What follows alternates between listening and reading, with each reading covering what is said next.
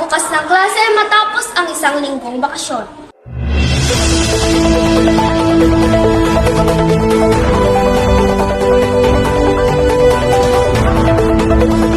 Matapos ang isang linggong bakasyon, muli na namang nagbabalik ang klase sa lahat ng antas sa pampublikong paaralan, kabilang na dito ang Solana National High School.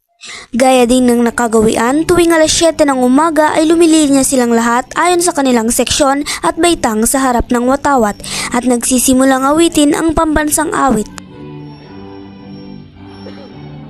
Kasabay din ito ang pagdarasal at pag-aanunsyo ng mga mahahalagang bagay na nakapaloob sa paaralan. Isa sa mga mahalagang bagay na inanunsyo rito ay ang maagang pagpaparehistro para sa mga susunod na mag-aaral ng ikapitong baitang, mga transferees, mga balik-aaral at mga susunod na kaikalabin-anim na baitang. Okay, so announcement lang po.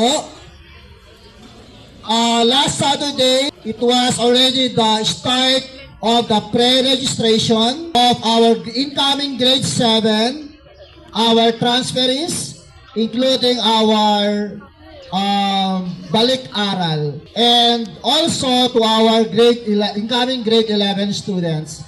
Nagdagdag rin ng bagong strand na ABM o Accountancy and Business Management para sa mga senior high school student na magsisimula sa susunod na school year 2024 at 2025. And one thing more, for the senior high school, meron tayong bagong strand na i-open na this coming first semester of school year 2024-2025. And that strand is Accountancy and Business Management, or we call this one as the ABM. At nagkaroon din ng isang simple at maikling programa, ayan ang pag-aanunsyo ng mga pinakamatatapat na estudyante na nasa kanilang paaralan. Department of Education, Region 2, Cagayan Valley, Schools Division of Cagayan, Solana West District, Solana National High School, Nangalisan, Solana, Cagayan. Bestows this Honesty Award to Daniel Ubiña for embodying the value of honesty, demonstrating an unwavering commitment to truthfulness, transparency, and ethical conduct, serving as a shining example to others. Given this 31st day of January 2024 at Solana National High School, Nangalisan, Solana, Cagayan. Signed, Carlo M. Karangian.